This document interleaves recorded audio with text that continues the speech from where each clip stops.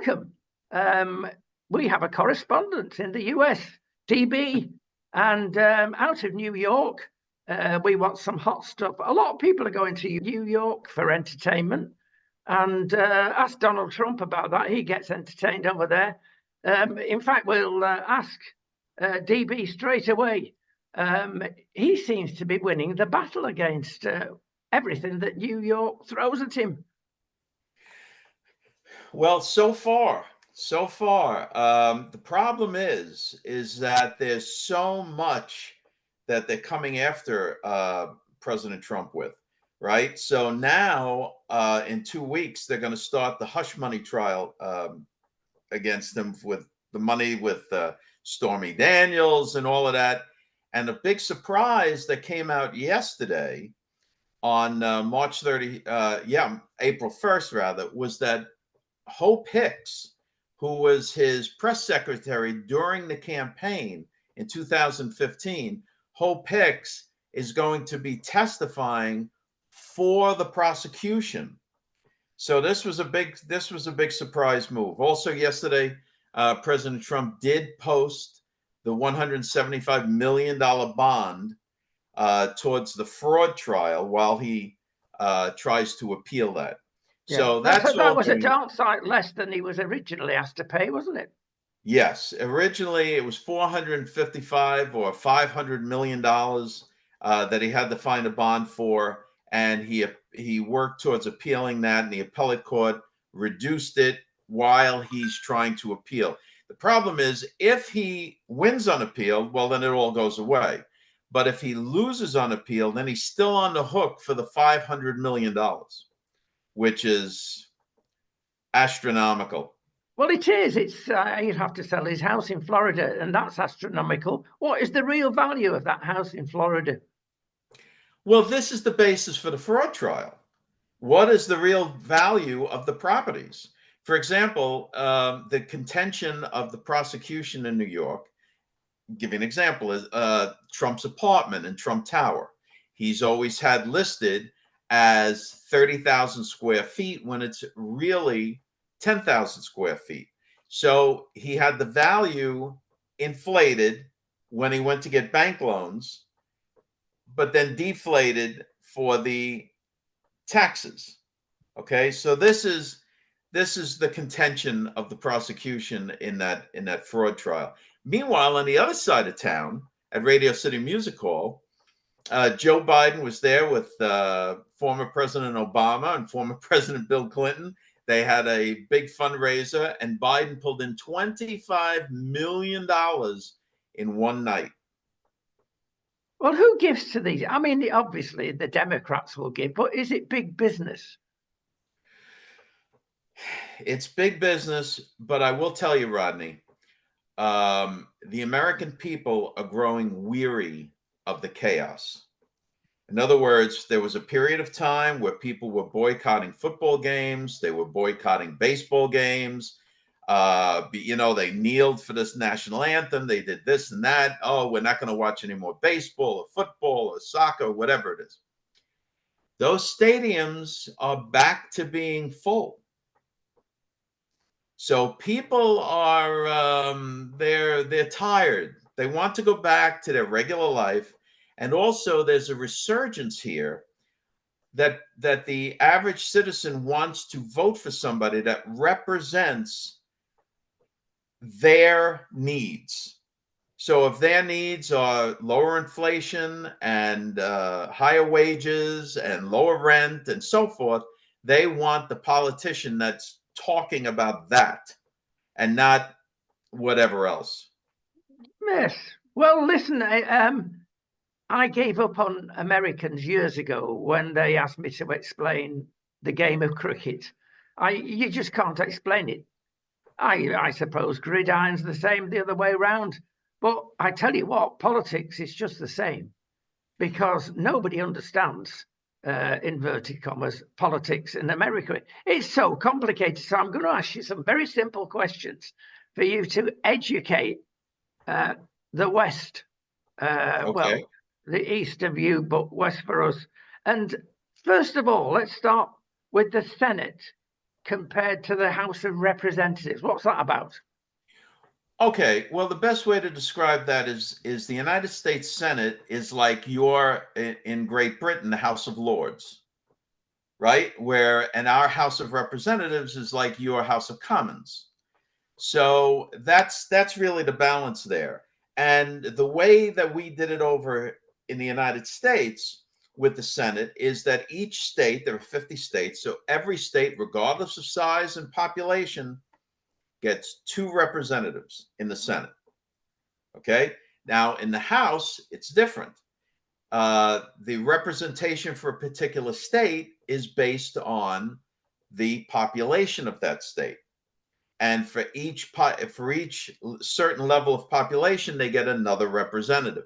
That's why California has so many representatives in the House of Representatives. So that's the difference there. So when the House to balance out like what comes out of the House of Representatives, let's say from California and New York and the big populated areas that have a lot of representation, then whatever bill comes out of the House has to go to the Senate where everything is equaled out.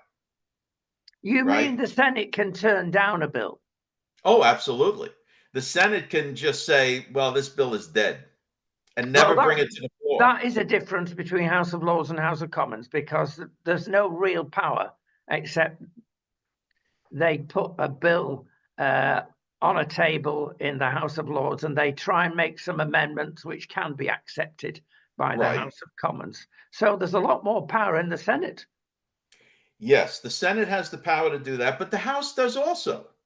The Senate could come up with a bill like, okay, I'll give you an example. The United States is having difficulties or they need more help at the southern border of the United States. Okay.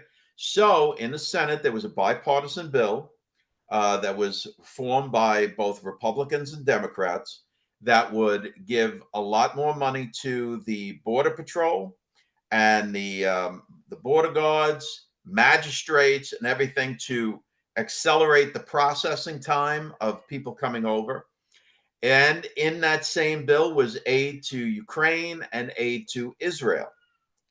Now, because there were certain factions in the House of Representatives, and because those factions, if House Speaker Mike Johnson wanted to bring the Senate bill to the floor for a vote, those factions in the House of Representatives would have vacated the Speaker and thrown Mike Johnson out.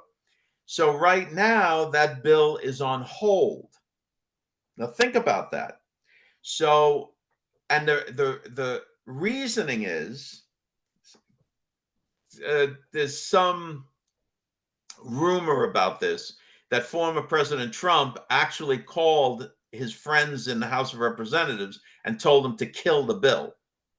Because if that bill passes and those funds go down to the border, all of a sudden the border has more magistrates, more border guards, better security, and they can start processing the people coming over for faster and better. And all of a sudden the border crisis goes away. And then the Republicans have next to nothing to run on. My goodness me. So there's power in the old president. Yeah, there's power in the old president. And as a matter of fact, the former Trump administration, as of right now, has pretty much merged with the Republican National Committee. Lara Trump is now the co-chair of the Republican National Committee, and another big Trump supporter is also the other co-chair. So there's a lot going on over here in American politics right now. Yeah, let's simplify it a bit, if we can. Of course, over in Britain, you've got a situation where the colour red is for the Socialist Labour. Quite the reverse. It's blue in the States, the Democrats. Right. And the red is the Republicans. Now, is it fair to assume that the Republicans are right-wing-ish and the Democrats are left-wing-ish?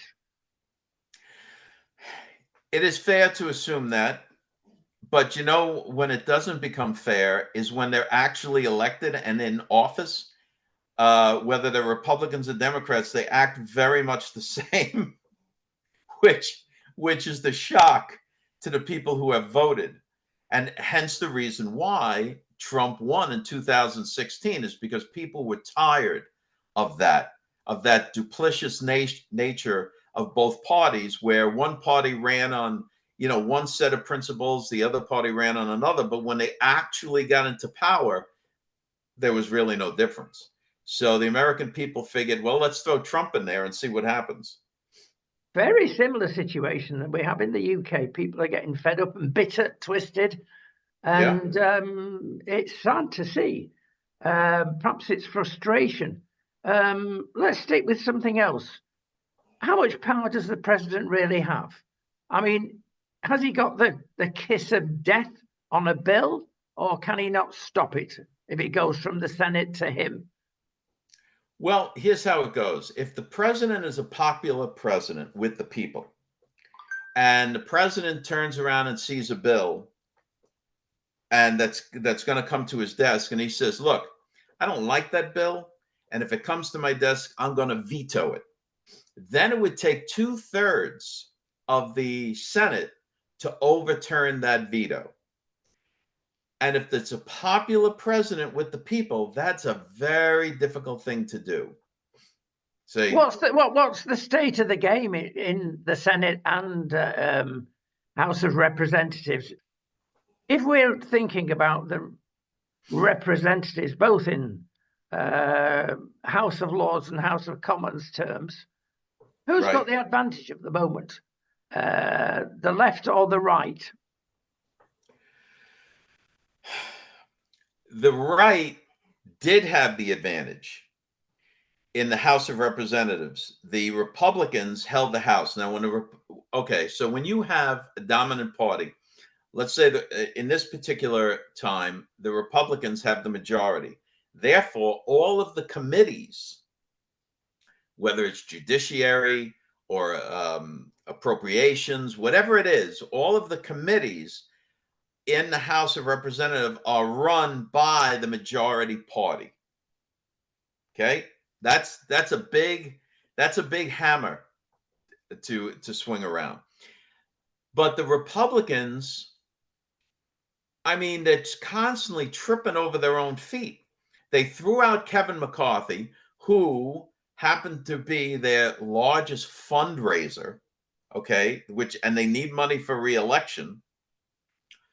And they threw him out, and through various circumstances and events, they are down to a single vote majority in the House. In the Senate, the Democrats have the majority. Oh, yes. By much or little?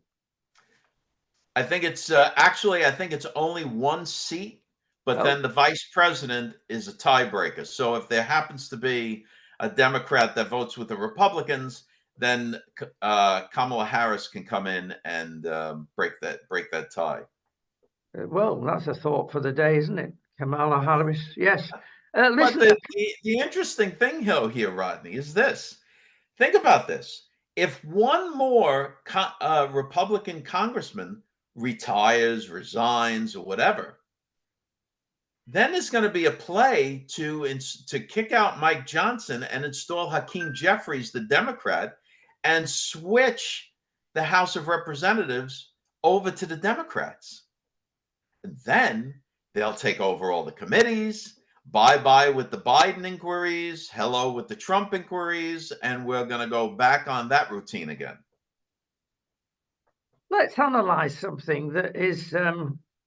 well, we'll drill down on this one because maybe it says everything. Apparently, there are three branches in the US government. Right. The executive, the Congress, and the court system. Right. Now, I'm going to talk deep state. And I'm going to look at the executive in certain forms, because let's call them the civil servants, as we do in the UK. Right. Is that a fair comparison? It is, because when you talk, look, there, for 100 years, there have been people who are talking like there's some kind of boogeyman in the government, and whether it's a cabal, it's the deep state, or whatever. Now, when like you just said, you want to drill down, what is the deep state? It's the administrative state. It's the people that have been working as civil servants for 25 years. One administration comes and goes, but they're the people that are actually running the government. The big right? controller. Now, is the president subject to what they say?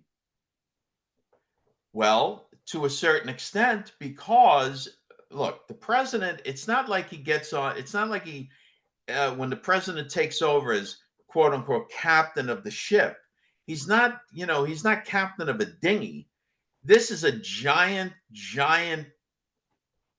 massive ship that takes a lot of people, and turning it one direction or another cannot be done on a dime.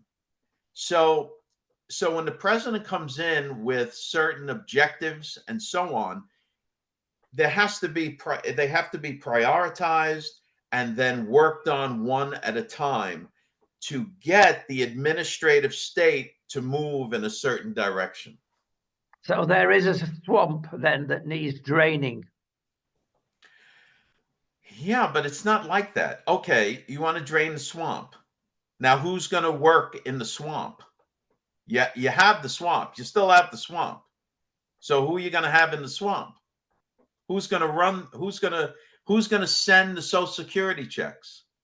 Who's going to send the Medicaid checks? Right? Who's going to do anything in government if you drain the swamp? That means that they have got ultimate power.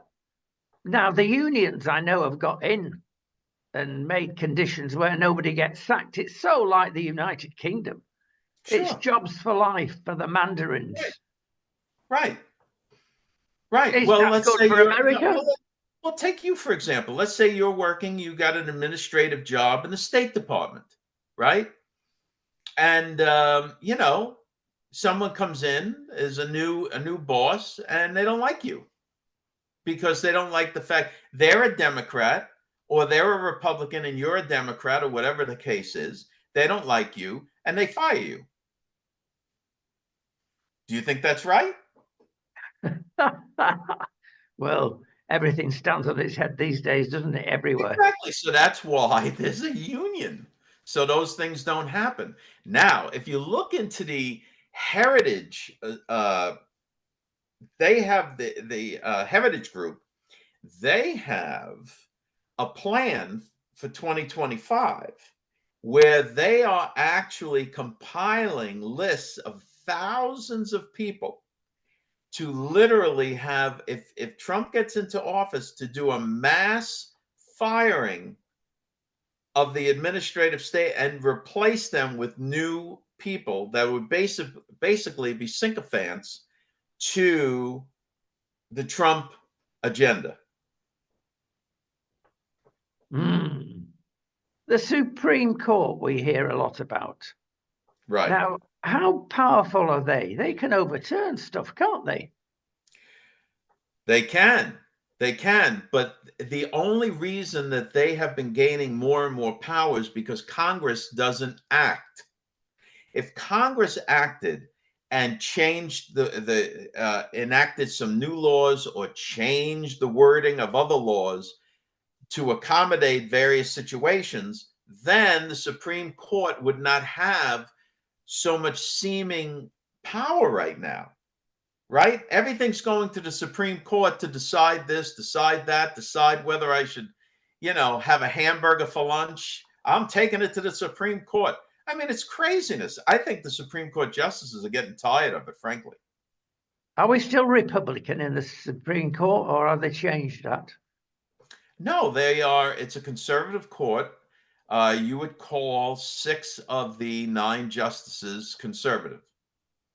That's a So it big is a conservative advantage, isn't court. it, for the Republicans? It is a big advantage. Right. It's a very big advantage. And the problem, okay, see what everybody thinks of, oh, we got a conservative court, we're going to jam everything through, we're going to do this, that, and the other thing, they got to pass this and what. Okay, but that's very short-sighted, because then what happens when the other guys take over? Right? Okay, I'll give you an example now.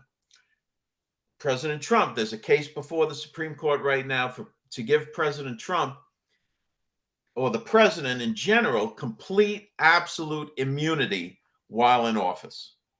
Okay? No other president in our history, in the United States history, has requested this kind of immunity while in office. And the only thing that can be done to them, no matter what they carry out, is that they can then be impeached by the House and the Senate. Okay. And everybody, and you'll have all of the Trump supporters will be like, oh, well, he needs immunity. Of course, he needs immunity. They're not thinking that if the Supreme Court, let's say they rule that way, that yes, the president has absolute immunity while in office. Well, who's the president right now? It's not Trump. It's Biden.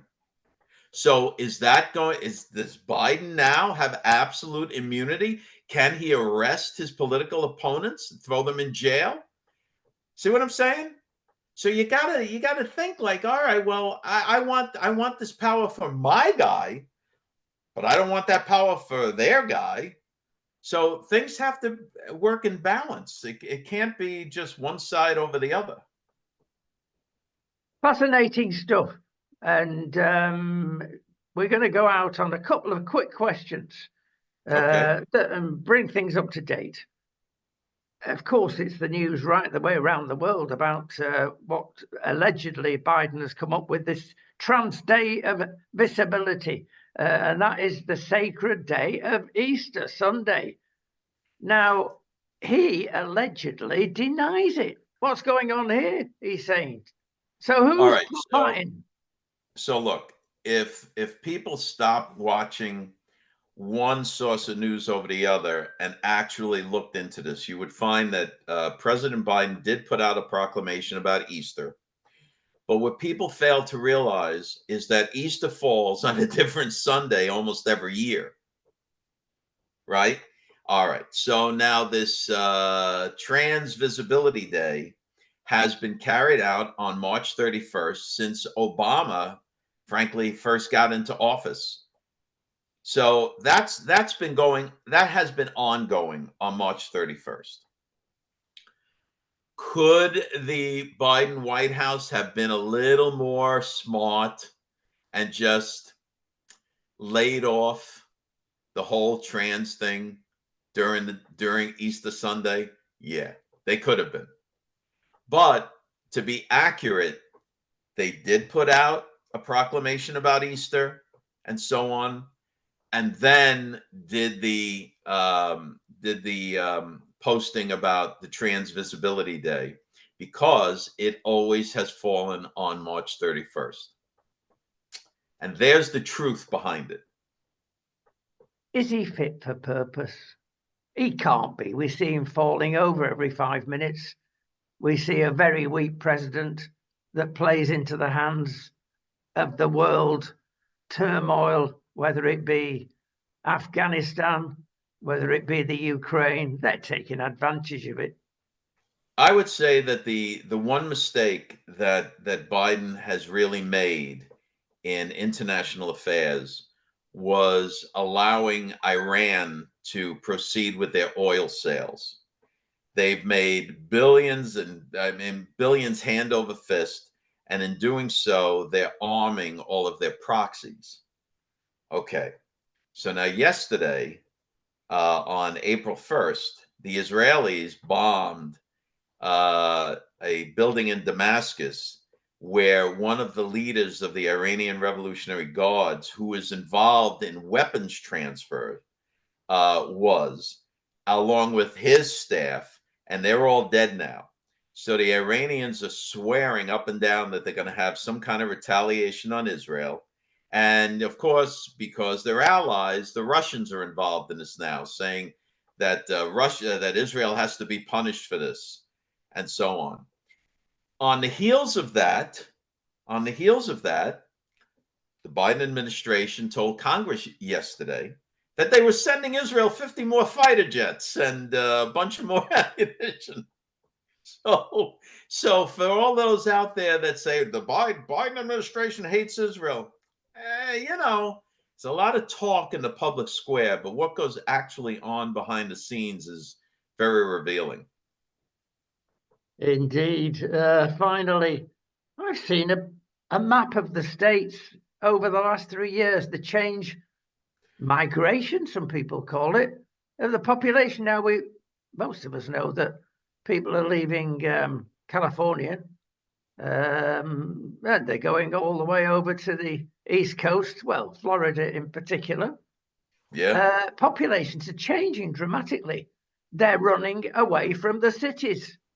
Not surprising with what goes on in the average, if there is such an average city in the US, especially in the north.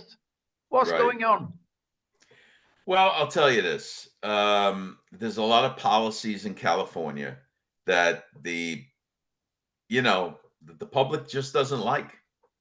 And there's no changing them, and so on. So people are packing up and leaving. Okay. And then, all right, so they don't like these policies in California. Then they'll move to like cities in Texas or cities in Florida, but bring their California mentality with them and then seek to change the city that they've just moved to into something that resembles what they left in California. So it's a very strange dynamic and paradigm. Is it not fair to say it's white flight away from the Democrats? I don't think so. That's not what's happening. What's happening is people are just moving to areas where they can have a more stable income and more stability with laws and so on, and crime. Which happens to be Republican in the majority of cases. Well, that's true. But when you do a statistical map of the states that have the highest gross national product, it's always the blue states. So the blue states are producing the money. So how do you account for that? Well, one thing has to be said, that the Democratic Party, there is a similarity between the Socialist Party in UK, but similarity rather than the same, because you never get the Socialist Party behaving like the Democrats do in America, business-wise. Right. So that's what I'm saying. In those blue states, California, Illinois, New York, these are the big money makers for the United States. I mean, California, my goodness, has the 5th largest GDP of any nation in the world. I mean, think about that. So, okay, yeah, you want to talk about how bad California's being run and it's no good and all of that. They got the money. Bad news makes the headlines. DB, it's been fascinating. We will see you very shortly.